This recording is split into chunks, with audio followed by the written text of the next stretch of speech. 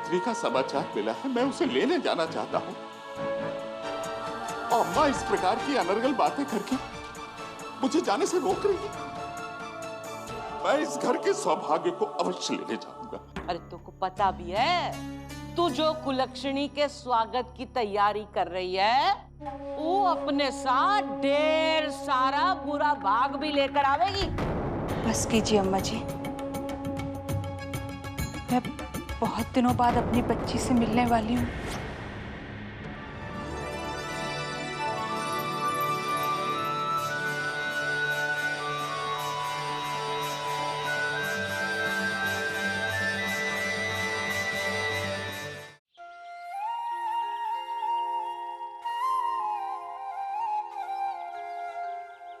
मुझे ये देखकर अत्यंत प्रसन्नता हो रही है बेटी कि तुम सकुशल हो, स्वस्थ हो। ये तो वृंदावन के कुंज विहारी मंदिर के शास्त्री जी हैं। और राधिका इन्हीं की पुत्री है। राधे राधे शास्त्री जी। गुरुजी, राधे राधे राधे राधे। आप लोगों को ज्ञात है ये वृंदावन के प्रसिद्ध कुंज विहारी मंदिर के बृजमोहन शास्त्री जी हैं। राधे राधे राधे राधे। शास्त्री जी, राधिका आपकी पुत्री है, ये मेरे लिए एक सुखद आश्चर्य है। इसकी लगन, इसकी भक्ति देखकर मैं समझ रहा था ये अवश्य ही किसी धार्मिक व्यक्ति के आंगन का पुष्प है। गुरुजी, मेरी पुत्री को आपने इतने समय अपने संरक्षण में रखा, इस ऋण से कभी उऋण नहीं हो पाऊंगा गुरुजी। अरे नहीं नहीं, ऐसा मत कहिए शास्त्री जी। पर आश्चर्य तो मुझे इस बात का है कि इसने एक बात भी मुझे नहीं बताया कि ये आपकी पुत्री है। अरे हाँ, मुझे ज्ञात हुआ कि आपको हृदयघात हुआ था। अब कैसा है आपका स्वास्थ्य? स्वस्थ हूं। पुत्री मिल गई है ना, तो ऐसा प्रतीत होता है मानो प्राणों में एक नई ऊर्जा का संचार हो गया है। सब कुंज विहारी की कृपा है शास्त्री जी। अरे हाँ, प्रातः आरती का समय हो रहा है। यदि आप भी सम्मिलित हो तो हमारे आश्रम की शोभा बढ़ जाएगी। हाँ हाँ अवश्य। आइए राधिका बेटी, उधर उपवन में कुछ छात्राएं खेल रही हैं, उनको भी आरती के लिए बुला लें। आइए आइए।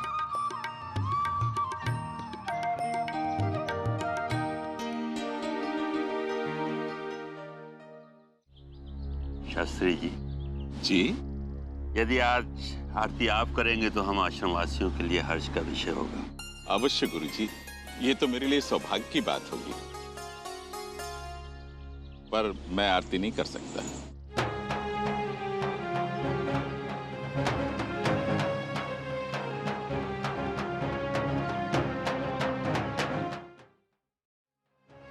जब तक राधिका आरती ना गाए।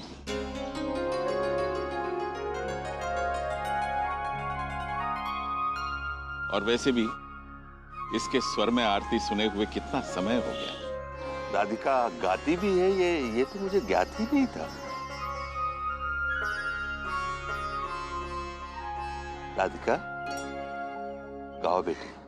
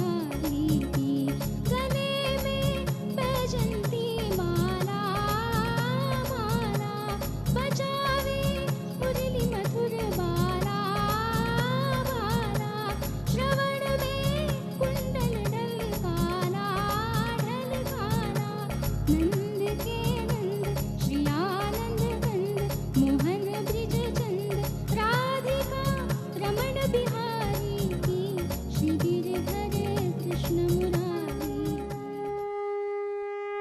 बोलो श्री कुंज बिहारी की।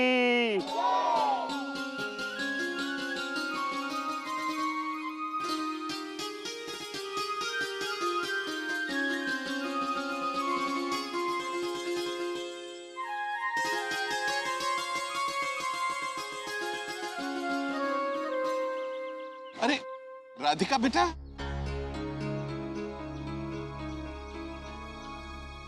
शास्त्री जी, आश्रम के और बहुत से दायित्व हैं राधिका पर, किसी काम से गई होगी।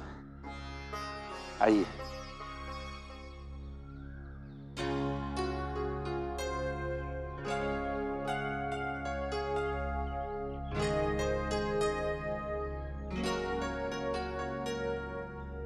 राधिका,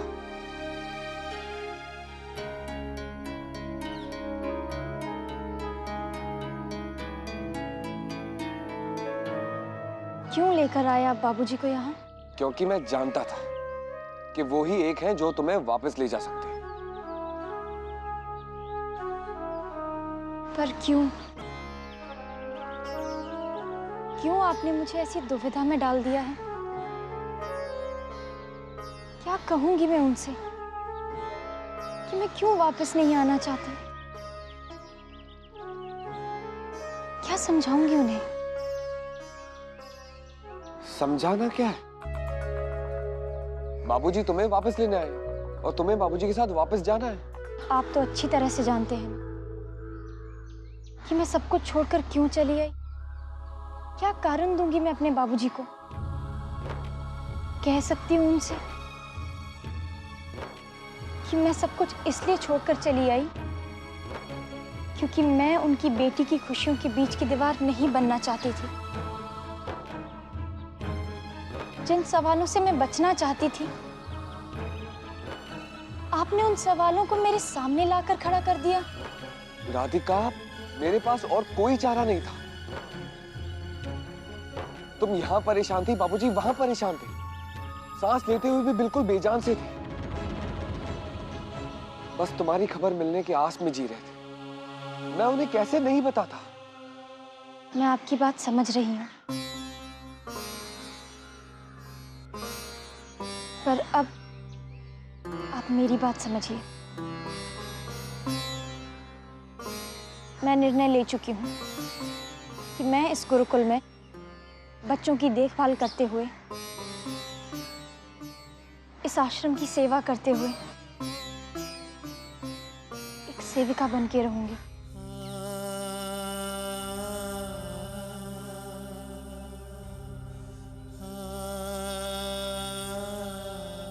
और अब मेरा निर्णय कोई नहीं बदल सकता। पर राधिका, तुम समझ क्यों नहीं रही हो?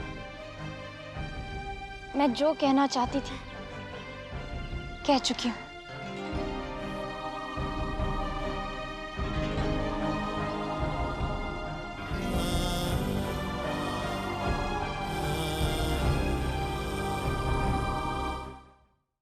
जब हमारे दामाद बाबू की दादी माँ ने हमारे मंदिर के पवित्र वातावरण की प्रशंसा की, तो मैंने उनसे एक ही बात कही कि इसका पूरा श्रेय राधिका को है, उसकी भक्ति को है, उसकी सेवा को है और उसके स्वर को है। जब राधिका घर छोड़कर चली गई तो ऐसा लगा गुरुजी जैसे पूरे वृंदावन की आत्मा ही लुप्त हो गई हो।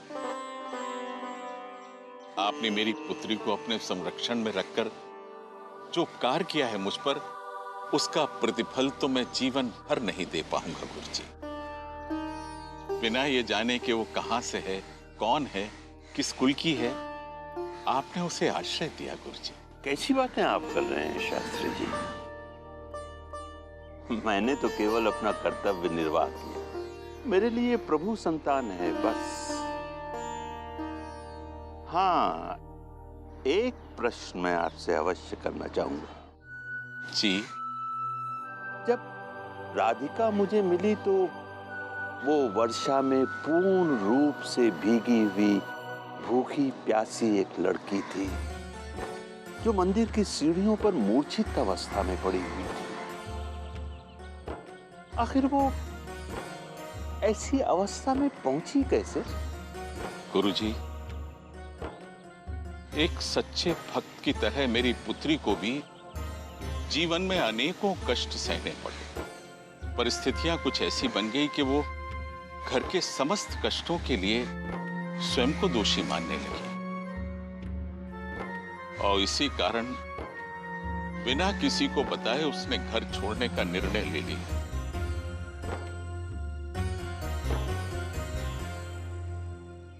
लीजिए, वो राधिका आ गई।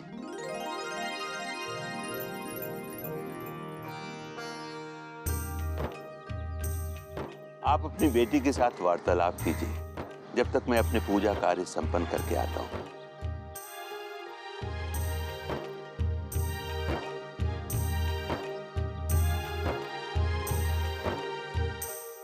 बेटा, मैं तुम्हें लेने आया हूं।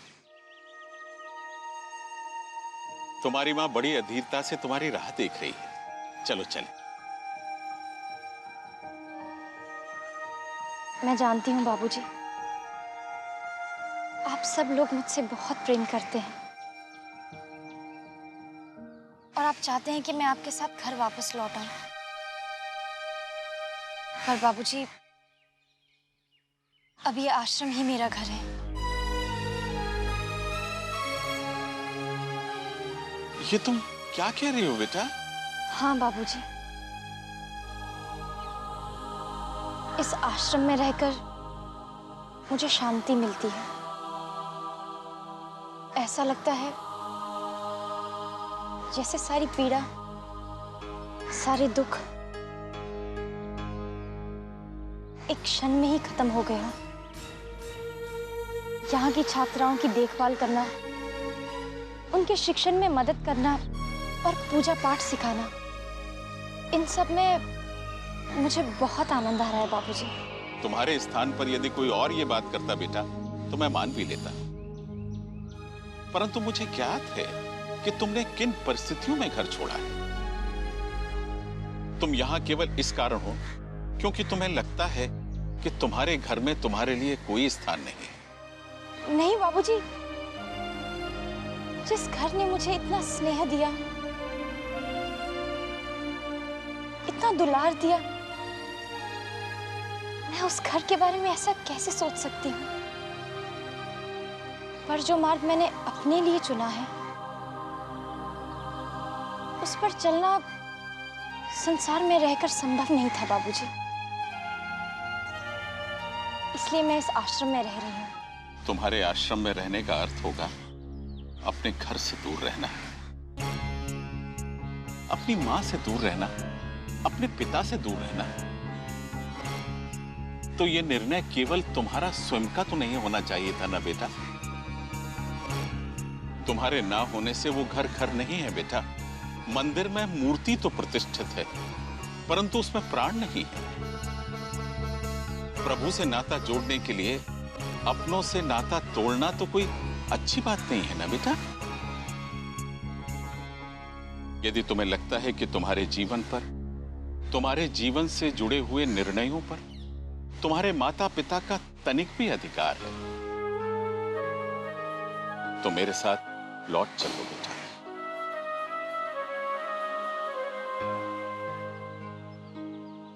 ये उस पिता की विनती है बेटा, जिसका दिन तुम्हें देखे बिना प्रारंभ नहीं होता। ये उस मां की विनती है बेटा, जिसका सहारा अब केवल तुम हो। हमें अपने जीवन से पृथक न करो बेटा, कृपा करके लौट चलो।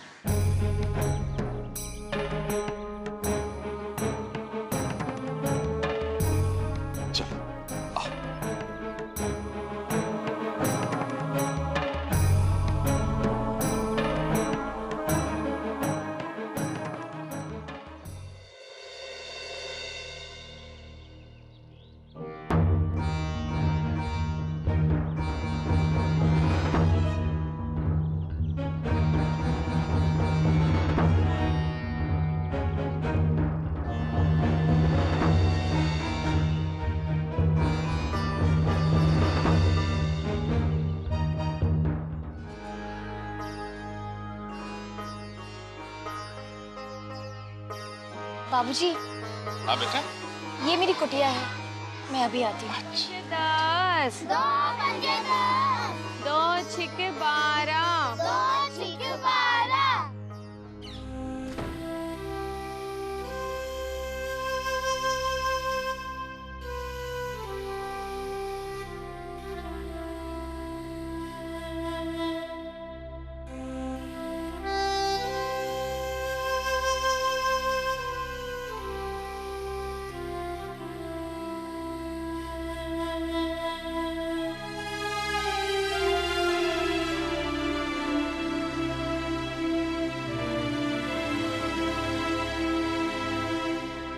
आपने ऐसा क्यों किया कान्हा?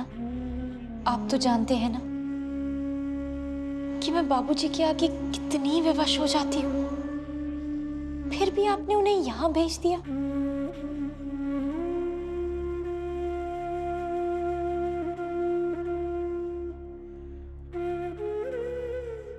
मैं अगर घर वापस लौट गई तो फिर से कलेश होंगे, फिर से सब दुखी हो जाएंगे।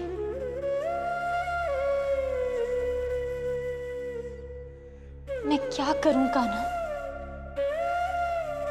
मैं क्या करूं?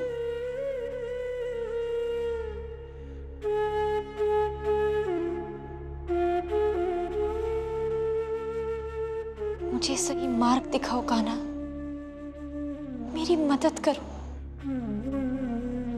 मुझे मेरे निर्णय पर अटल रहने की शक्ति देना कान्हा, शक्ति देना। गोविंद गोपाल राधे राधे, गोविंद गोपाल राधे राधे, गोविंद गोपाल राधे राधे, गोविंद गोपाल। राधे राधे। राधे। आप राधिका को वापस ले जा रहे हैं? जी। मुझे लग ही रहा था कि आप उसे लेने आए हैं। जब आपके हृदयघात का समाचार उसे मिला था, उस दिन भी वो बहुत विचलित हो गई थी। उसी समय वो चल पड़ी थी आश्रम से आपसे मिलने के लिए। अच्छा, फिर आई क्यों नहीं? गुरुजी ने तो कह दिया था कि तुम जाना चाहती हो तो जाओ, मैं तुम्हें नहीं रोकूंगा। पर साथ ही साथ गुरुजी ने एक प्रश्न भी किया। वो क्या? गुरुजी ने राधिका से पूछा कि जिन परिस्थितियों के कारण वो अपना सब कुछ यहाँ छोड़कर आई है, क्या वो वही है या बदल गई? और शायद राधिका के पास इस प्रश्न का उत्तर नहीं था, इसलिए वो रुक गई। पर शास्त्री जी, चूंकि आप उसे वापस लेने आए हैं, तो आशा करती हूँ कि परिस्थितियां तो बदल ही गई होंगी। हम तो यही चाहते हैं कि राधिका अपने परिवार में हमेशा खुश रहे।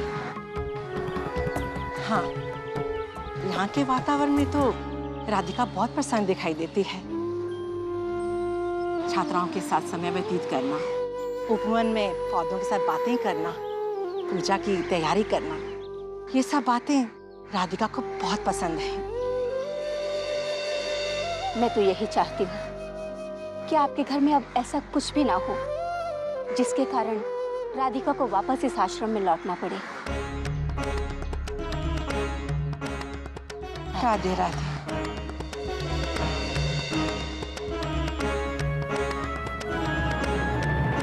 राधिका के आने में इतना विलंब क्यों हो रहा है? राधिका बेटा,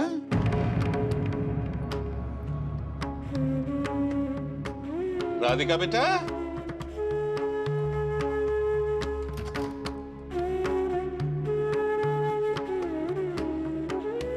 चले बेटा।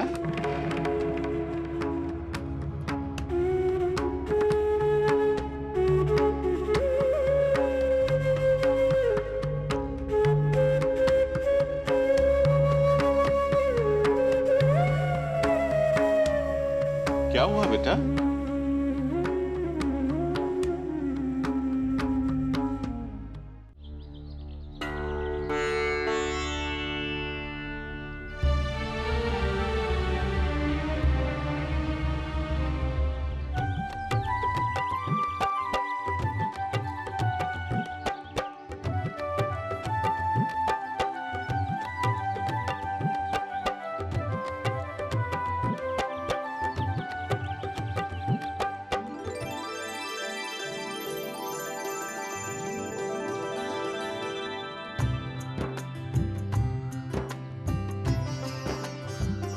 प्रणाम गुरुजी। मैं आप सबका अत्यंत आभारी हूं। आपने मेरी पुत्री को इतने प्रेम से रखा। मेरी समझ में नहीं आ रहा कि मैं आपके इस उपकार से पूर्ण हो पाऊंगा अथवा नहीं। हम सब तो निमित्त मात्र हैं शास्त्री जी। राधिका बेटी के संरक्षण का दायित्व तो स्वयं प्रभु ने उठाया हुआ है।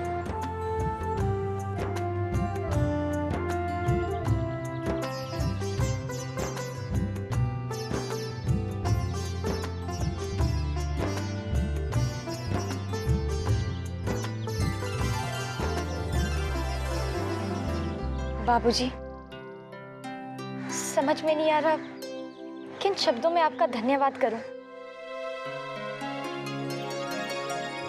आपने मुझे समझा, मुझे इस आश्रम में रहने की अनुमति दी।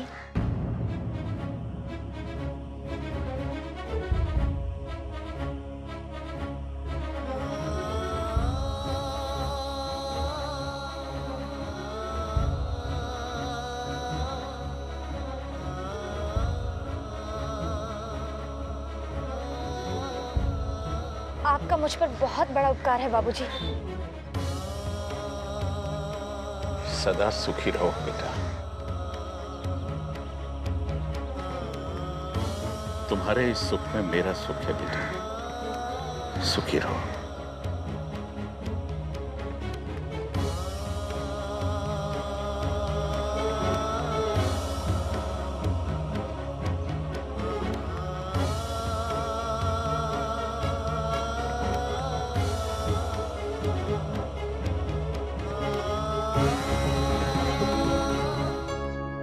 इस बार तुमने बाबूजी को मना लिया, पर मैं अब जानता हूं तुम खुद घर वापस आओगे।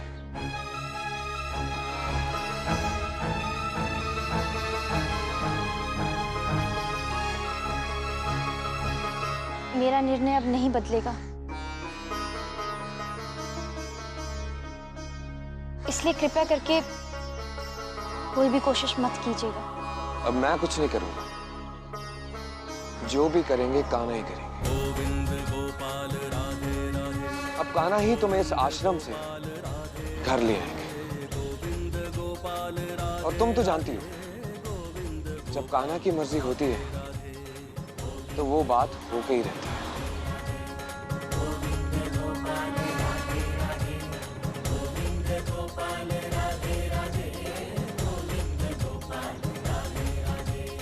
केशव माधव राधे राधे, गिरधर नागर राधे।